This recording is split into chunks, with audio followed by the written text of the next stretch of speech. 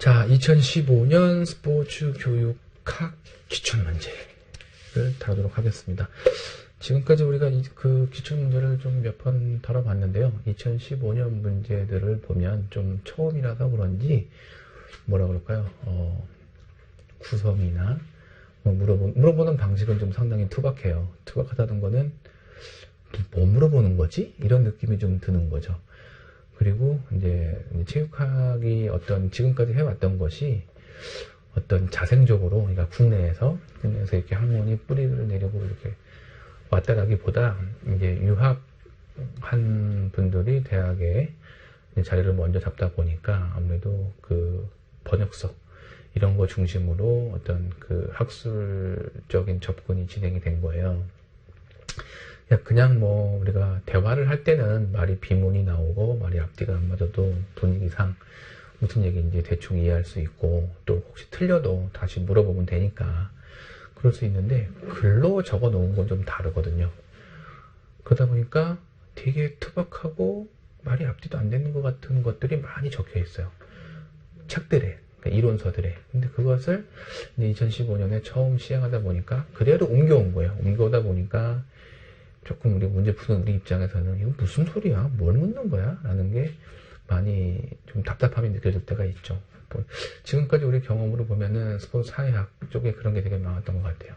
스포츠 사회학 같은 경우는 미국의 영향도 있지만 이게 독일에서 일본어로 넘어오는 경우도 있어서 일본어까지 같이 연결돼 있어서 더 이상한 것 같기도 해요. 교육학도 예외는 아니에요. 뭐 예외는 아니라서 중간중간에 그런 좀 어떤 거친 표현들이 있을 수 있어요. 그거 그냥 다 이것저것 정리해서 도대체 핵심적으로 얘가 묻고 싶은 건 뭐지? 이걸 여러분이 확실하게 좀 가늠을 해서 답하면 될 것 같아요. 지금부터 약 20분 시간을 드릴 거고요. 2015년도 문제니까 그렇게 어렵지 않을 거예요. 우리 다뤘던 거에서 최저 40점, 최대는 뭐 한도 끝도 없고요. 최저 40점, 최소 평균 60점 정도. 그냥 60점 정도만 맞으면 되지 않을까 싶은 거죠. 60점 이상 그 정도로 기대하고 잘 풀기를 기대합니다. 자, 20분 뒤에 만날게요. 네, 20분이 지났어요. 어떻게 좀 잘 하셨는지 모르겠네요. 한번 볼게요. 자, 1번 스포츠 교육학의 연구 영역이 아닌 건 뭐냐. 제가 여러분에게 계속 적어놨어요. 스포츠 교육학은 어떤 교수자가 학습자에게 어떤 내용을 가지고 주거니 받거니 교수 학습하는 거다라고 해서, 교수자에 대한 연구, 스포츠 교육이 잘 되려면 이 교수자가 우수해야겠죠. 이런 것을 우리가 교사교육이다라고 얘기하고, 그 다음에 교사와 학생이 주고받는 상호작용, 이것을 교수학습 혹은 수업이라고 얘기를 해요. 그 다음에 가르치는 내용, 이 내용은 우리가 교육과정이라고 하죠. 이 세 가지가 필요해요. 그 맨 마지막에 4번으로 등장하는 교육행정은 스포츠 교육학의 연구 영역은 관계가 없어요. 자, 2번 개방기술에 관련되지 않는 거. 개방기술은 환경이 막 변화하는 거예요. 그런 걸 얘기를 해요.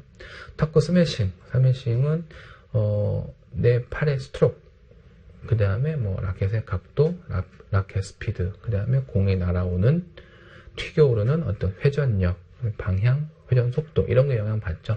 그 다음에 외부적으로 그 실내 공간에 뭐 바람이 있나 없나, 혹은 뭐 온도, 이런 게 영향을 받죠. 스매싱 그런 거고요. 야구 배팅도 비슷하겠죠. 축구 드리블도 비슷하고요. 농구 자유투는 내가 공을 쥐고 있잖아요. 내가 신경 쓸 거는 요거밖에 없잖아. 다른 거에 비해서 폐쇄 기능이다라고 볼 수가 있겠죠. 자유투기 때문에. 근데 만약에 농구에서 패스를 받아, 드리블을 내가 하다가 누구한테 패스를 줬어, 혹은 저 친구가 드리블 치다가 나한테 패스를 해줬어, 그럼 이걸 내가 받는 거야. 이거는 마찬가지로 개방기술이 되겠어요. 3번 스포츠 교육학이 추구하는 가치 영역, 다른 말로 교육 목표 영역을 얘기하고 있어요. 그래서 인지정의 심동이라고 얘기를 했죠. 인지정의 심동이면서 이 부분들이 적절하게 혹은 조화를 이룬 것, 이거 우리가 뭐라고 얘기하냐면 전인이다라고 이야기한다고 했어요. 평가적 영역은 목표 영역은 아니에요. 오히려 이건 없는 말이야. 없는 말을 만든 거예요. 근데 좀 잘 맞는 것 같아요. 왜냐하면 평가가 다른 말로 하면 목표 달성도라고 얘기할 수 있잖아요. 그런 의미에서 좀 의미가 있게 만든 것 같아요. 자, 4번. 스포츠 교육학의 실천 영역은 누누이 강조한 게 학교 체육이다, 생활 체육이다, 전문 체육이다, 이런 게 있다고 했죠. 전인 체육, 이것도 만든 말이에요. 만든 말이고, 없는 말이죠. 자, 학습 과제 발달의 내용 분석을 위한 세 가지 순서는 확대, 세련, 적용이다. 요거는 가번, 요 순서예요. 그대로. 요거에 대한 얘기는 이미 교재에 있어요. 그 다음에 평가의 타당도를 측정하는 방법이 아닌 것은, 정확하게는 평가의 타당도라기보다 도구의 타당도라고 말씀드렸죠. 그래서 타당도는 양호도로서 뭐가 갖는 거냐면 도구가 갖는 거다. 평가는 측정을 포함하는 개념이기 때문에 측정 도구, 뭐 그런 뜻으로 이해하면 되겠어요. 내용 타당도, 준거 타당도, 구인 타당도 다 포함된다고 하고, 준거 타당도 속에 예언과 공인이 있었죠. 그러니까 그 예언을 조언으로 바꾼 것 같아요. 말 하나를. 네, 그래서 이렇게 6번에 3번, 4번으로 할게요. 7번, 체육 지도자의 전문가로서의 성장 방법이 아닌 거, 형식적, 비형식, 무형식 이런 게 있었죠. 네, 뜬금없이 그냥 반성적 성장이란 말이 나오게 했네요. 그런데 이게 또 조금 이 문제가 조금 안타깝기도 합니다. 어떤 그 외적인 형식 방식으로서는, 그러니까 성장 방식으로서는 형식이나 무형식이나 비형식을 답으로 할 수 있지만, 어떤 그 속내라고 그럴까요? 그러니까 형식적, 무형식적, 비형식적 성장을 할 텐데, 그 성장의 절차라고 그럴까요? 그 내용이라고 그럴까? 그 부분은 반성적으로 성장을 하게 될 거예요. 뭐냐면 내가 자꾸 나 자신을 되돌아보면서 나 자신을 업그레이드 하려고 한다는 거거든요. 그런 걸 우리가 반성적 성장이라고 하는데 그런 부분이 조금 안타깝긴 하네요. 8번. 지도자가요, 학습자의 과제 수행을 관찰해야 하는 이유 중 가장 기본적인 거.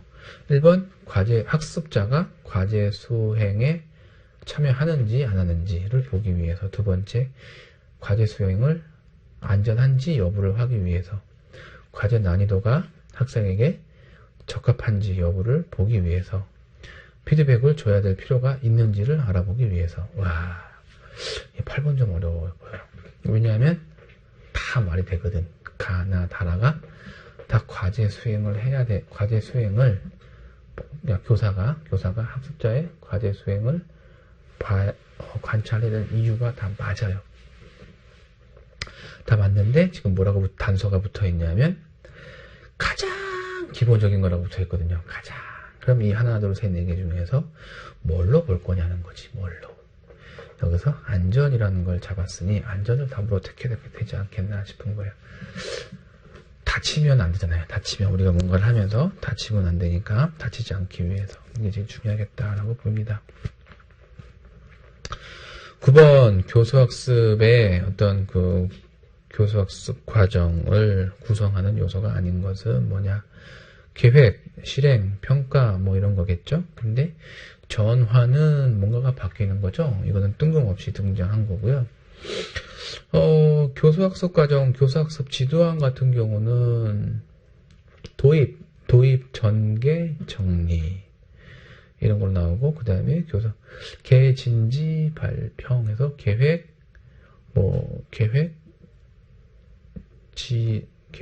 진단, 지도, 발달, 평가 뭐 이렇게 구성하기도 해요. 그 다음 10번 체육 지도자, 스포츠 지도자의 자격 명칭이 아닌 거. 여러분이 시험 보고 있는 그거 얘기하는 거예요. 그거에 대한 명칭이 아닌 거. 스포츠 지도사 맞죠? 그리고 비슷한 유형으로 생활 스포츠 지도사, 전문 스포츠 지도사 이렇게 있어요. 그리고 좀 더 나아가서 건강 운동 관리사가 있어요. 그리고 유아 스포츠 지도사가 있어요. 그리고 노인 스포츠 지도사가 있어요. 답이 없네. 가만 보니까 유아가요, 유아 스포츠 지도사로 되어 있지 않고 유소년 스포츠 지도사로 되어 있어요. 그래서 그렇게 되기 때문에 이거 10번 답을 3번으로 가져갔을 것 같아요. 답은. 유아스퍼 지도사. 이건 이제 명칭이다 보니까 이름이 다르면 안 되겠죠. 자, 효과적인 단서의 특징이 아는 거 이렇게 나와 있는데 단서는 뭡니까? 단서 우리 교재에서는 다루지 않았어요. 단서는 뭐냐면 영어로 쓰면 Q예요. Q. Q, 클루, Q.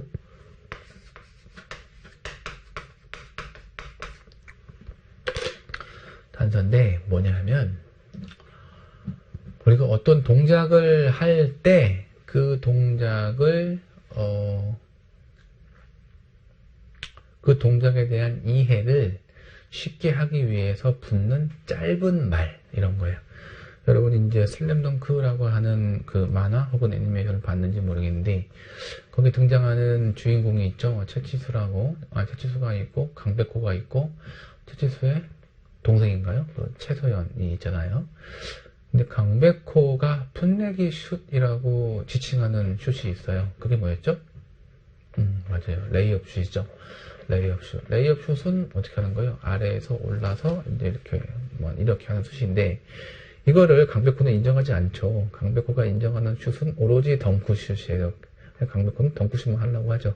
근데 덩크슛을 넣을 수 있는 찬스가 쉽게 등장하지는 않으니까. 그래도 여러 가지 슛 기술을 가지고 있으면 득점 가능성이 더 높아지는 거죠. 상황에 맞는.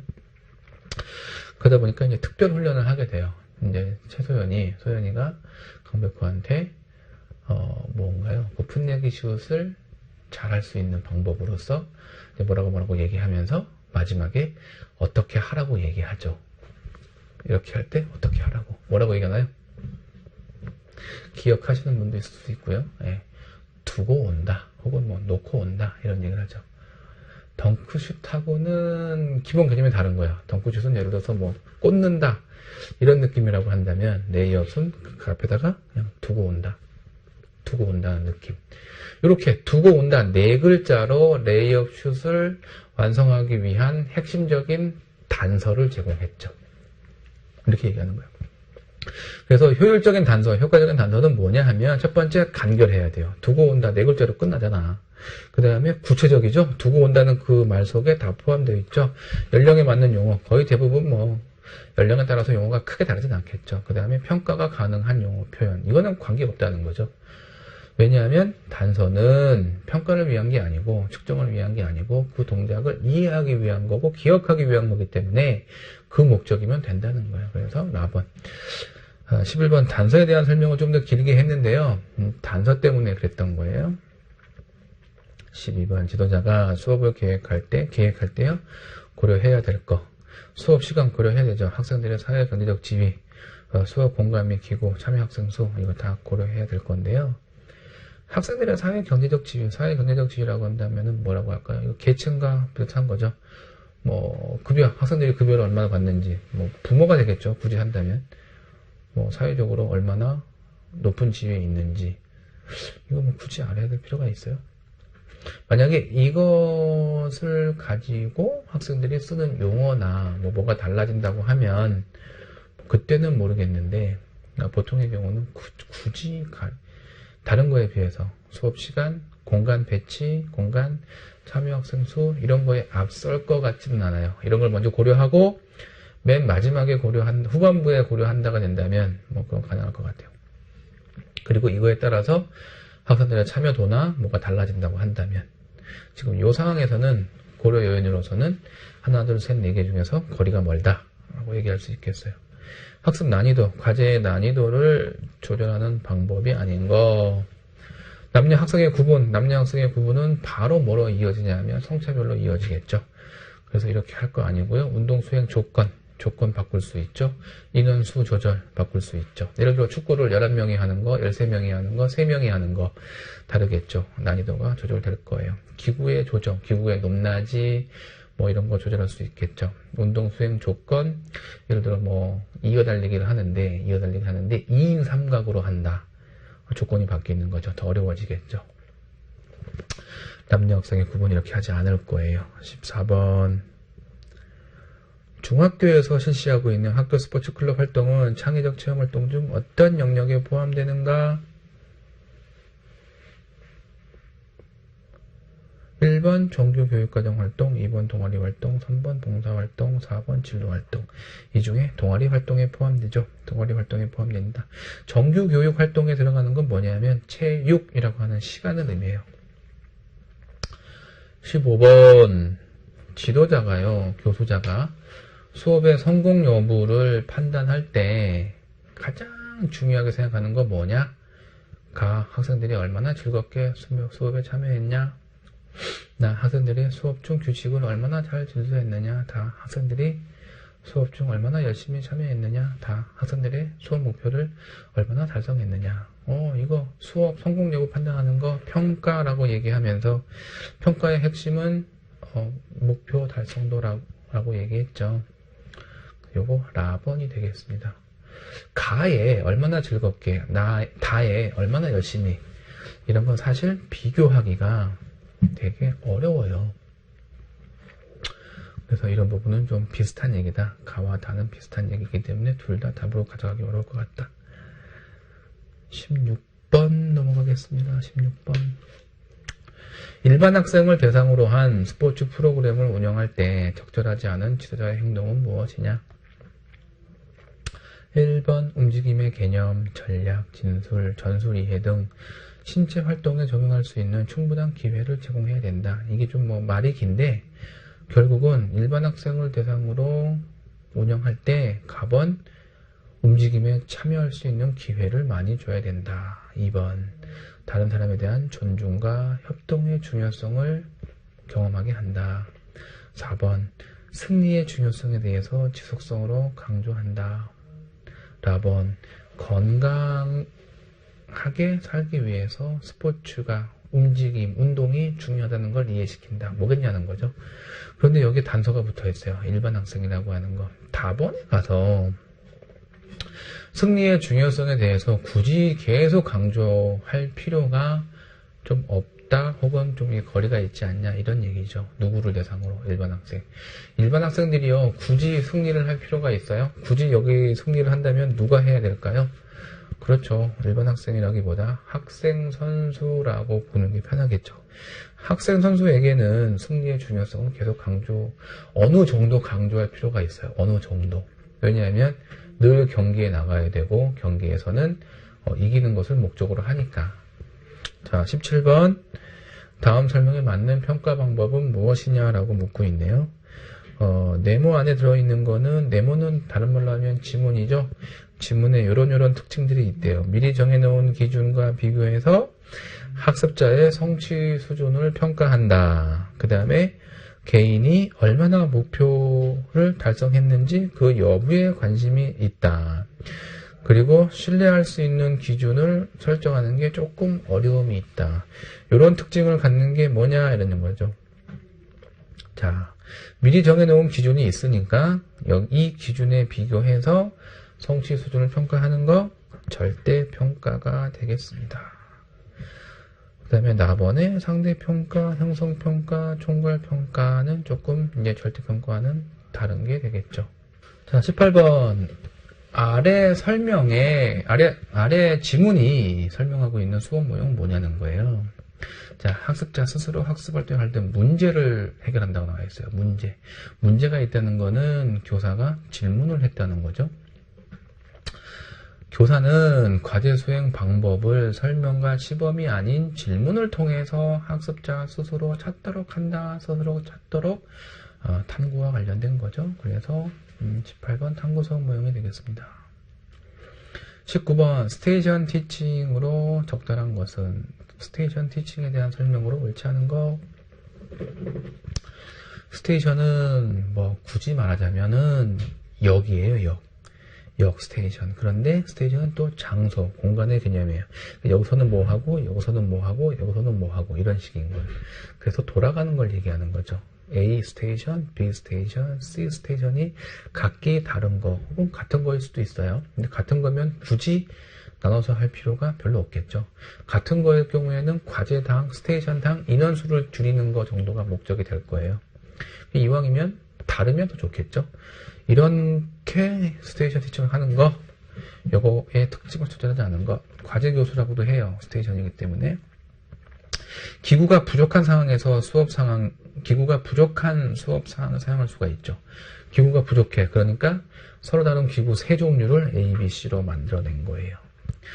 지도자의 관점에서 볼 때 학생들 전체를 관찰하기는 다소 어려울 수 있어요. 왜냐하면 분산이 돼야 되니까. A, B, C 세 군데. 근데 교수학습 과정에서 지도자의 영향력을 극대화할 수는 없겠죠. 왜냐하면 스테이션이 하나, 둘, 셋으로 나눠지니까 교사는 세 스테이션에 분산된 영향력을 행사할 수 있을 거예요. A에다가 영향력을 행사하고 있으면 B하고 C는 이 영향력에서 제외가 되는 어떤 약해지는 이런 영향이 있기 때문에. 그래서 19번은 나로 가져가면 될 것 같고요. 질문 유형에 대한 설명 중 옳은 거 질문 유형 이것도 우리가 다루지 않았는데 질문을 하면 답이 나오잖아요. 그래서 답이 어떻게 나오느냐에 따라서 질문 유형은 크게 둘로 구분이 돼요. 하나는 회상, 그러니까 하나는 답이 하나로 수렴하는 수렴형 질문과 그 다음에 답이 여러 개로